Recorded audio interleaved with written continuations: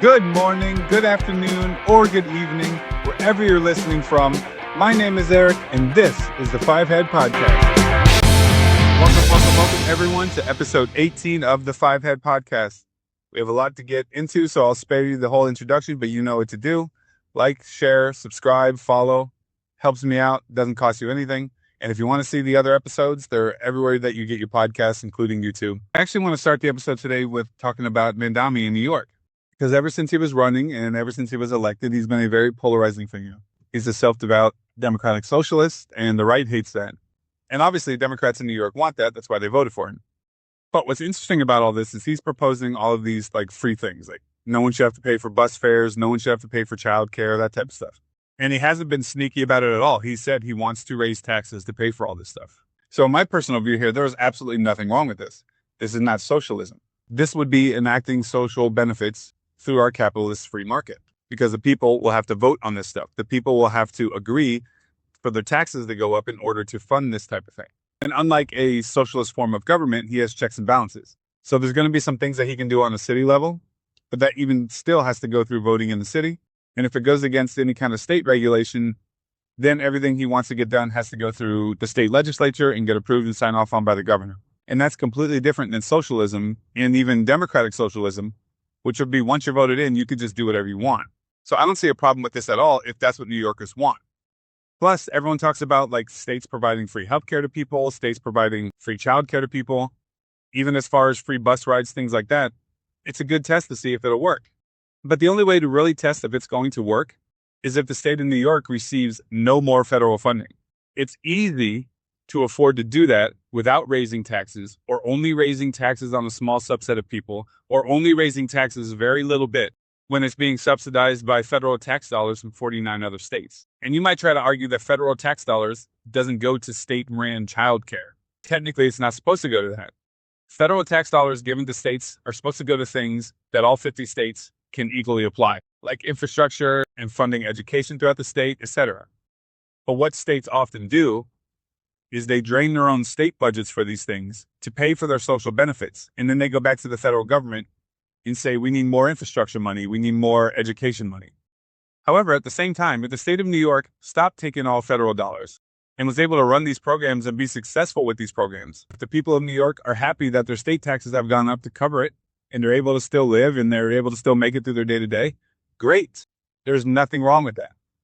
Overall, I don't see all these policies being implemented. He's been in office a couple weeks and he's already been on TV multiple times saying we need more money. Now they're going to have to raise all of your taxes to do that. And so for some people, it's not going to matter. If their taxes go up a little bit, it's still going to be less than the cost of childcare. But there's going to be a line that's drawn to where the taxes are going to go up more than someone is paying for childcare. And the taxes are going to go up for people who don't pay for childcare.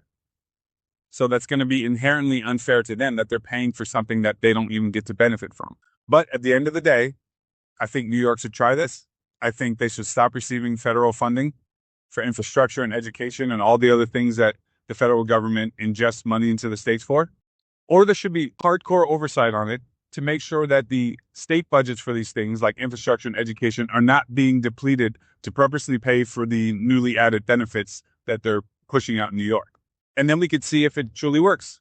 And if a state can do it and make it work and everyone there is happy, another state's going to try it. And another state, and another state. And eventually that'll become the norm.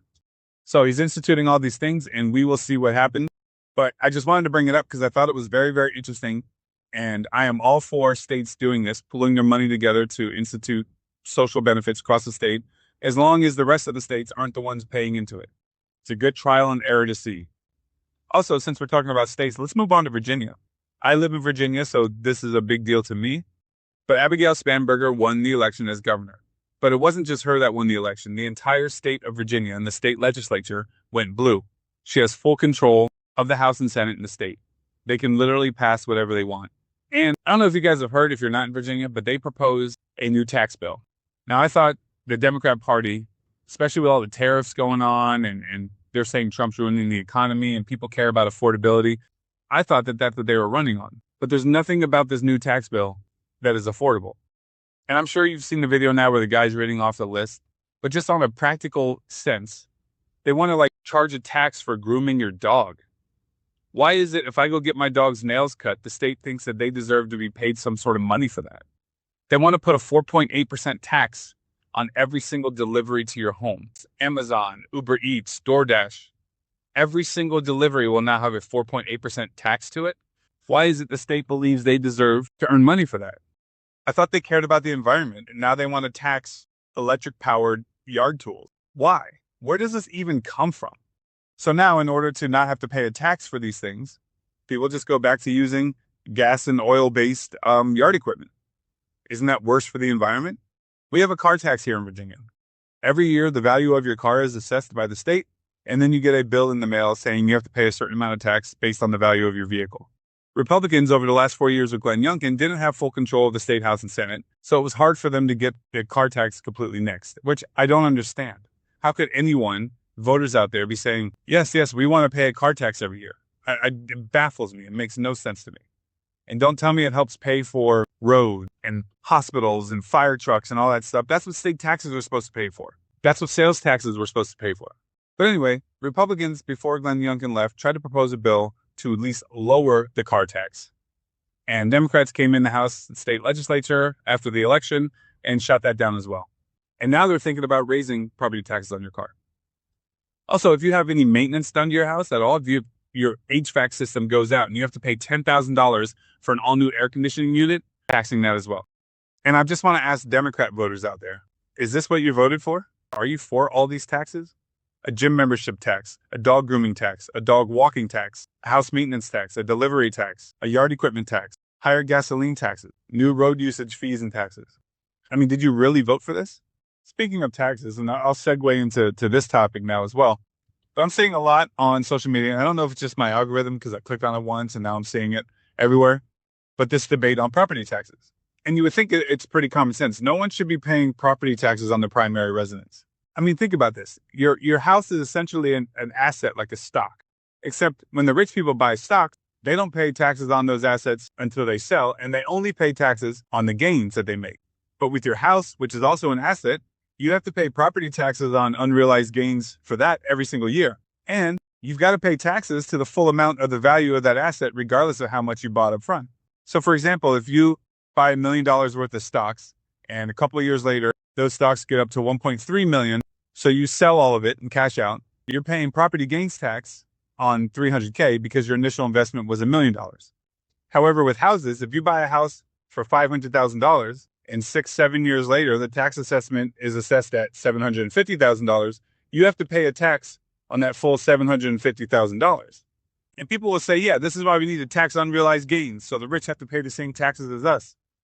I think people are looking at this backwards. When it's a tax that benefits the rich, instead of wanting to get rid of that benefit for the rich and bring them down to a terrible situation that we're in, we should be looking at the opposite of that. We should be saying, hey, if the rich can buy an asset and only pay taxes on the difference between what they bought it for and what they sold it for, and only pay once they realize those gains, then we would like that applied to us and our assets as well. They already tax everything we do. They don't need to tax people to be able to keep a roof over their head. It makes no sense at all. And just to see people arguing for why there should be property taxes on primary residences is crazy to me.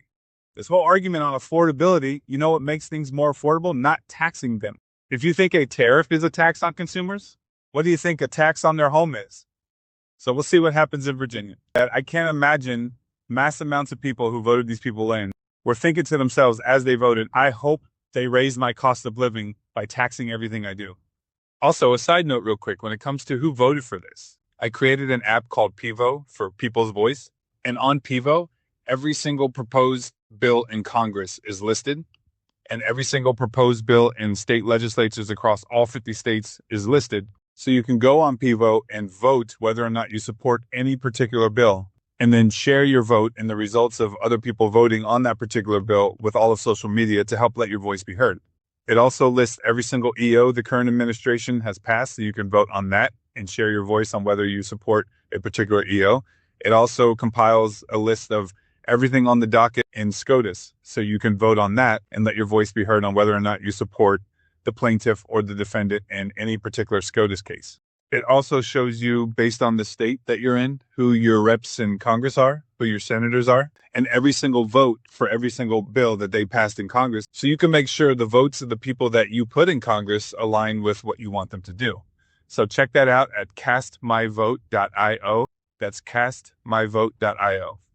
All right, let's move on to Epstein, because there's been a lot going on the Epstein case now, and it's all anyone is talking about. So just over the last few weeks, a lot more files have come out. And then finally, the DOJ, after feeling a lot of pressure from people like Rep. Khanna and Thomas Massie, and even Marjorie Taylor Greene, who's not in Congress anymore, they've decided to just go ahead and unredact the names of everyone except the victims in the Epstein files. Now, I know that in my social media and on my podcast, I'm a nobody, right? I don't have a lot of followers. I don't have a lot of listeners. I know that I'm a nobody, and I'm okay with that. But I feel kind of vindicated in a way with these Epstein files, because for the last year or so that I've been talking about the Epstein files across all of my social media and, of course, here on this podcast, I have held consistent in the idea that they should not be releasing the full files of the Epstein case and the Epstein investigations. And my point in saying all that has always been because when investigating someone like Epstein and this massive thing that he had going on, they're going to talk to hundreds, if not thousands of people. Anyone who's been in a grocery store with him, anyone who's been in the same golf course with him, anyone who's known him through any kind of business, anything, because they're trying to build witnesses. They're trying to build character on Epstein. They're trying to find any other evidence of things that people might know or have seen when they've been around Epstein. But just because someone's name shows up during an investigation inside of a file does not mean that that person has sexually assaulted women and children through Epstein.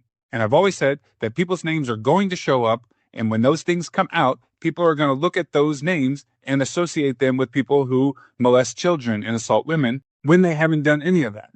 And every time I posted about this on social media or made this comment across the board, I'd get a few people who agree with me, but most of the comments I get are people who are calling me a pedophile protector. If your name is in the files at all when investigating Epstein, then at the very least you knew what he was doing, or you were associated with him and you were using these women the same way he was.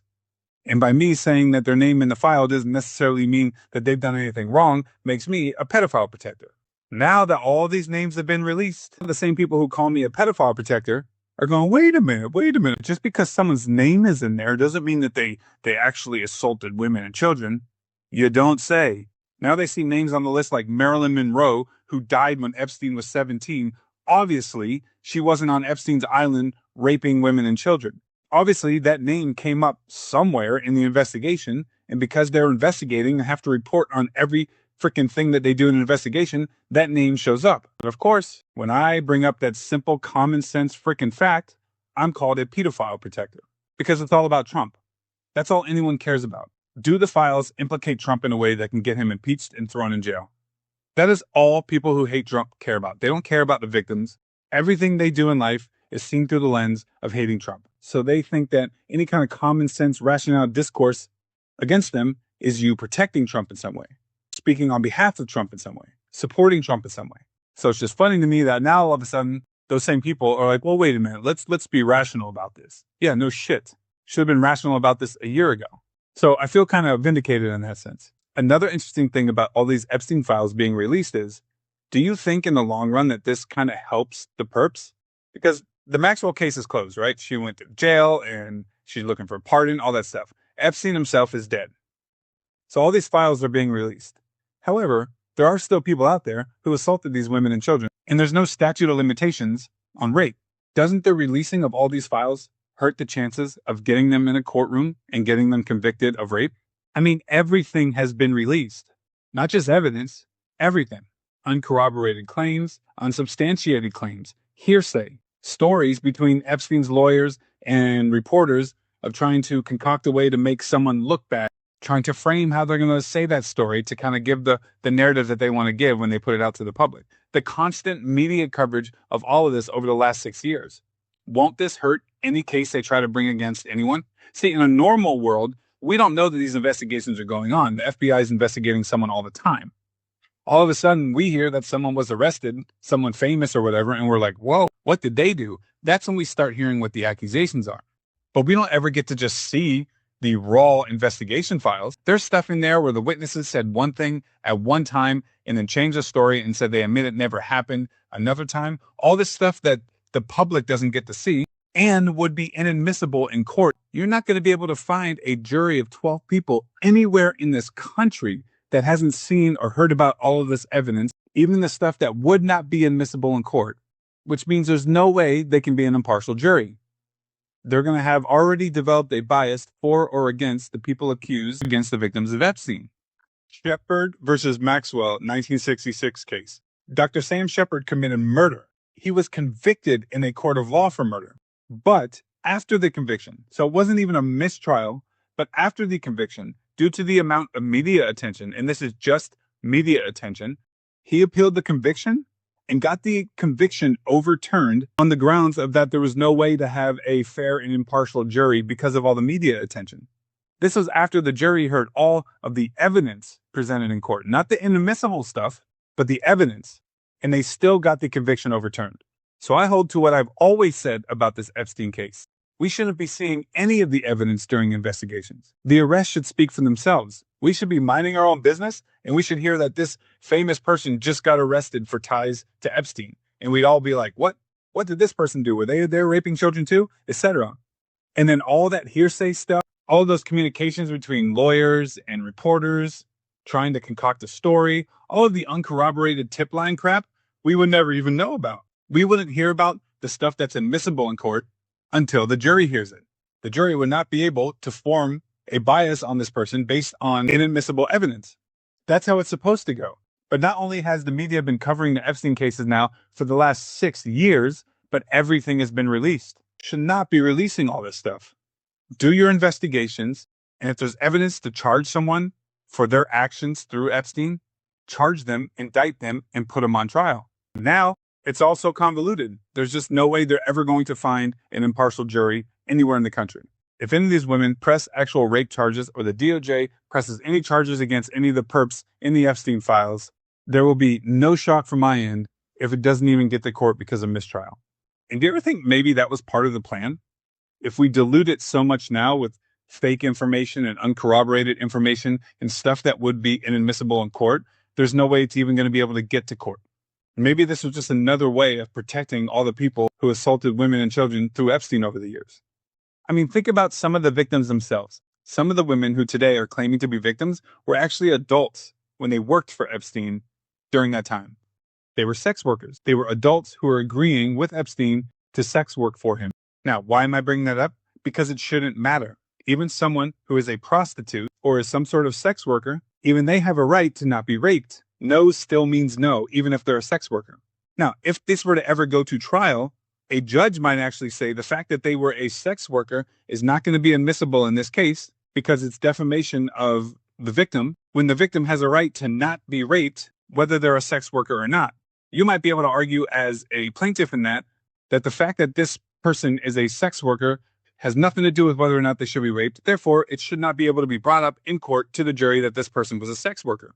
But now it's all the way out in the open. So even if a federal judge were to make that inadmissible in court, the jury's already going to know because we all got to see the raw Epstein files. And I still think, and this will be the last thing on Epstein for this episode, I still think the best way to put people behind bars for assaulting the women and children through Epstein is for the women who were victims to file direct charges on their assailants. Because everything we've seen in these files so far just leads to us speculating. Some stuff has still been redacted, and either there's evidence there to put people behind bars for what they did, or there's not. But the DOJ is obviously not pursuing any kind of charges, at least not yet. It's been damn 6 years. Do you guys see that photo? The photo itself was blacked out, but they didn't black out the description. The description of the photo says, this photo is of a young girl who was sitting down with her legs spread open, bleeding from her private parts, with men standing around her, behind her, smiling, one guy reaching down, inserting something into her you-know-what. She's naked, she has bruises on her, she's bleeding, she's got a man violating her. She is clearly underage.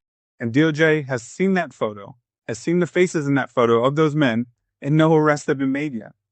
None of these men have charges filed against them. Why? And people say, well, the victims fear for their life. That's why they can't just file charges directly. But that doesn't make any sense because the victims are coming out now. They're on camera. Their names are known. Their faces are seen. Anyone who sexually assaulted them is threatened right now.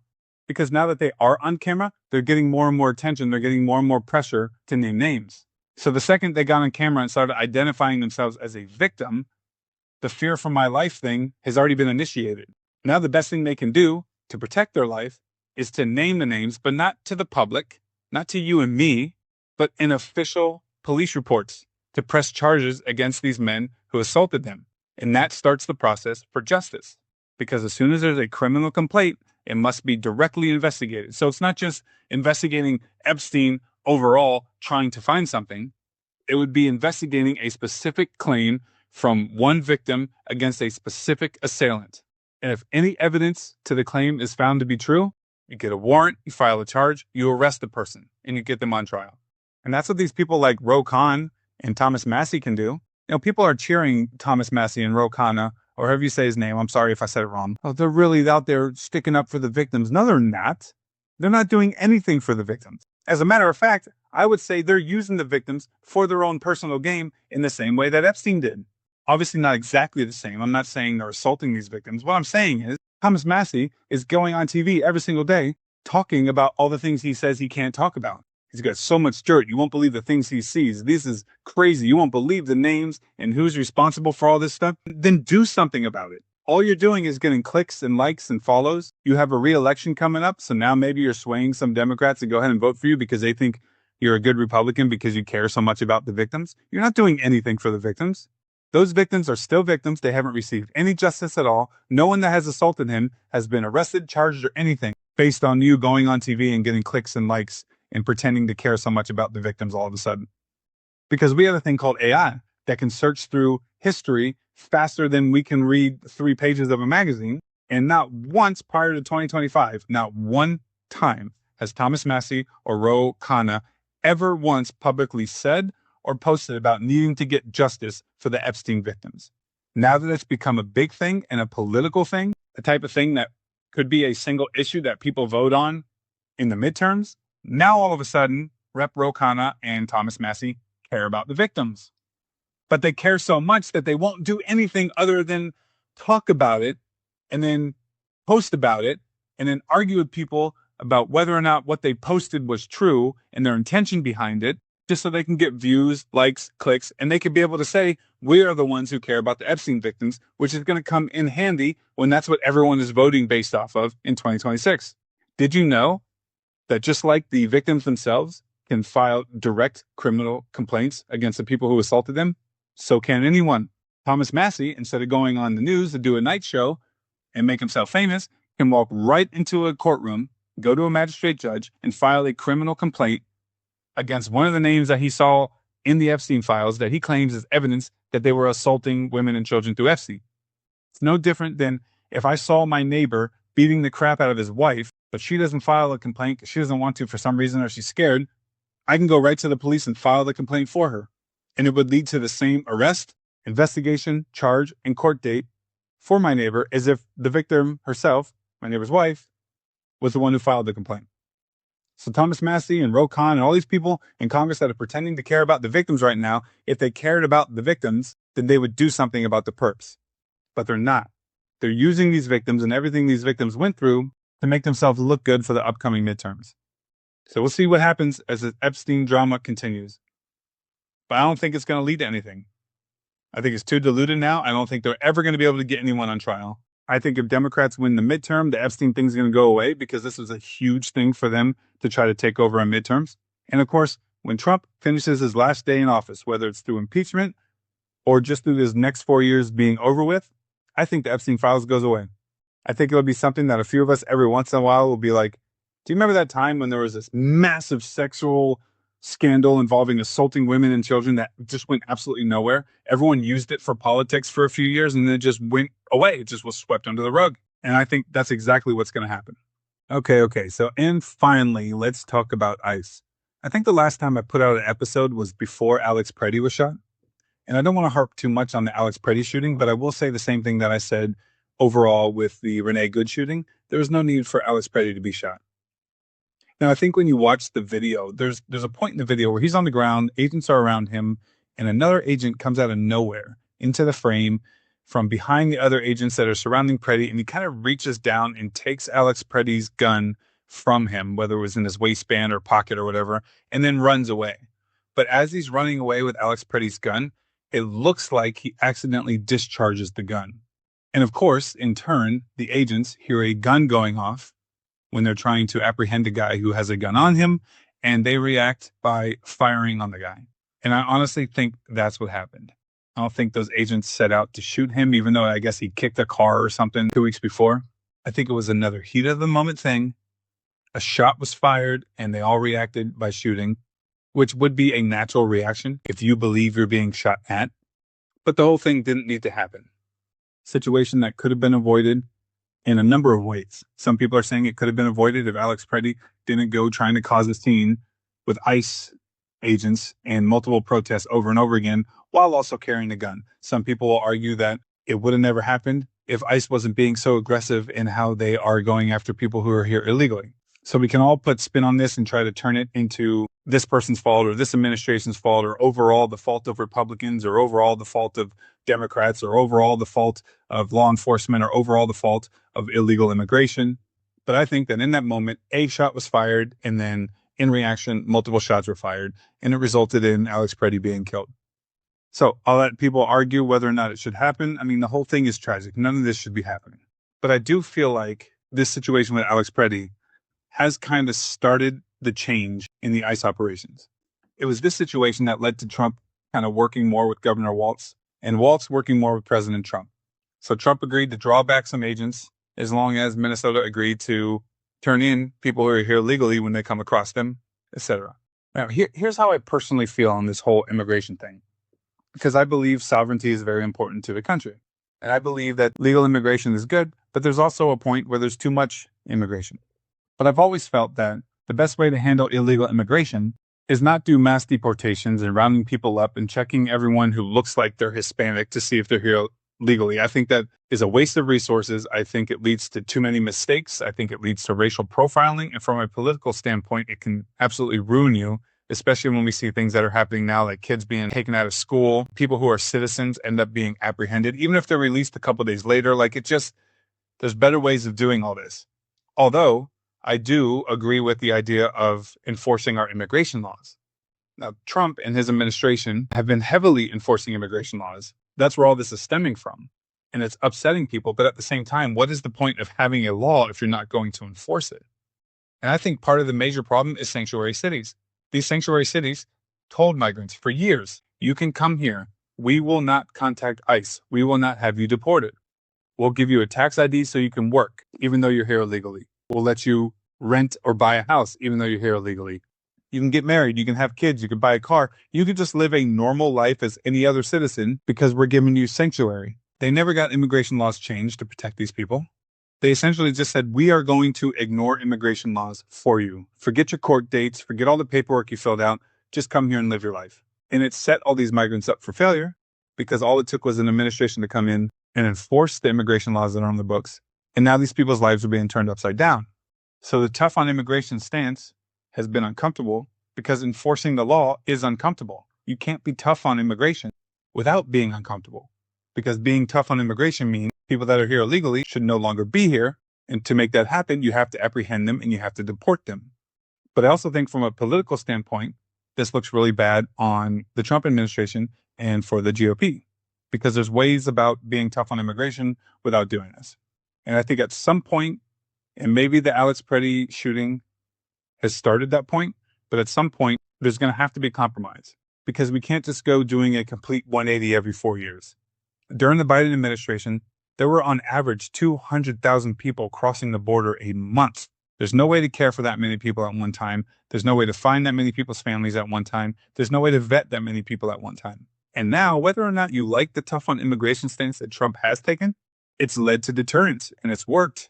There's barely anyone crossing the border, even legally right now. So when you actually enforce laws, it works as a deterrent from people breaking those laws. So where should we go moving forward? What should we do? I kind of have a little bit of a solution here where you could be tough on immigration laws without targeting and hurting and tearing the lives upside down of individual migrants. Some kind of compromise is going to happen here, because if not, We're going to go through what was 4 years of Biden, where the border was wide open, 200,000 people a month coming in, to a complete 180, to now kids are being ripped out of school to be deported to countries they'd never heard of. And then we're going to end up going back to a complete 180 in the next administration, where the borders are going to be wide open again, and we're going to have 200,000 people a month coming in again. So if they don't find compromise now, we're going to go through this flip-flop every 4 years. I think what needs to happen here, and this would actually be politically beneficial to both parties too, they need to change the way that they're enforcing immigration laws. Hear me out. First, I think Trump administration and the GOP in Congress should be open to the idea of amnesty that Democrats are calling for. I think we should start there. I think if you're here illegally and you haven't committed any other crimes, there should be a way that they could easily apply for amnesty, which starts the process to get them legal residency and citizenship. I also think the states need to step up, stop offering sanctuary cities, and assure the federal government that if they arrest someone for committing a crime and it turns out they happen to be here illegally, they'll refer them to ICE. You're here illegally, now you've committed a crime, you've lost your privilege, your ICE's problem. If they deport you, that's your problem, you shouldn't have committed a crime. I think there needs to be guarantees on both sides of that. We're going to offer amnesty to people who are good people who just happen to be here illegally. And we're also not going to cut slack for people who are here breaking the law that also happen to be here illegally. Now, moving forward, since this tough on immigration stance has been such a deterrent for illegal immigration, I think the Trump administration should move on from targeting individual migrants and start targeting the people and institutions that are enabling these illegal migrants. Start arresting companies for hiring people who are illegal. Start arresting people for paying for services from people who are illegal. Start arresting state officials who are creating sanctuary cities. Start arresting prosecutors who are letting people get away with crimes because they don't want the person that did the crime to end up getting deported through ICE. Go after banks who offer loans to people who are here illegally. Go after schools who register children of people who are here illegally. So if everyone who is here illegal right now that's a good person, just trying to put their kid in school and work and make a better life for themselves, if they could file for amnesty to start the legal process to become citizens, then they can get bank loans, then they can work, then they can let their kids enroll in school. But people who sneak into this country moving forward, overstay their visas on purpose because they don't feel like doing the paperwork and they don't feel like going back because they got it too good here. If you make it so they can't do anything while they're here, that they can't get ahead by doing things the wrong way, they will be forced to go about it the right way or leave. That way, they are deciding to leave because they can't do anything in this country, instead of you looking like the bad guy for rounding individuals up on the streets with crying kids and stuff like that. And you don't accidentally mistake a citizen for someone who's here illegally either, which then gets you accused of racial profiling. The tough on immigration stance has been very clear, and it's worked as a deterrent. But it's not going to be a deterrent if the next administration doesn't continue to enforce immigration laws. And the next administration is not going to enforce immigration laws in the way the Trump administration is, because they see it as cruel and inhumane to the individual migrants. So instead of cruelty, inhumanity, arrests on the streets of protest looking like a war zone, attack the immigration problem in a different way. The second a bank risks losing their license because they loan money to someone who is not a legal citizen, they will stop loaning money to non-citizens.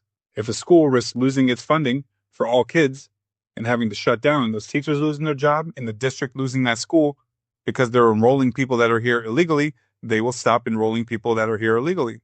If businesses could be shut down and lose everything because they hire someone who is illegal, they will stop hiring someone who's illegal. They will make sure they vet who they're hiring. No cruelty, no snatching children off the street.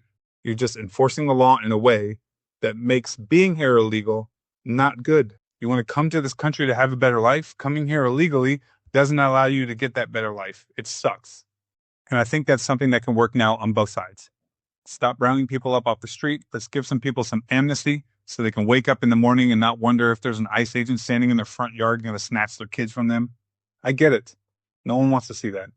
But let's also understand that enforcement of immigration laws is important, or we'll go right back to 200,000 people a month coming across the border. And I think the way to do both of those things is shifting our focus on enforcement from the individual migrant to the people that enabled them to get here in the first place. And I think this is something that can be worked out now during Trump's term instead of waiting until afterwards. And the way he's kind of softened up a little bit after the Alex Pretti shooting, I think there's a real opportunity here to make some sort of compromising enforcement of the immigration laws work. Anyways, that's the episode for this week. I hope you enjoyed it. If you have any questions, comments, concerns, debates, Let me know in the comments and I'll try to address it in the next episode. Or you could email me at eric.middleviewmedia@gmail.com. Thank you guys for listening. 5 Head out.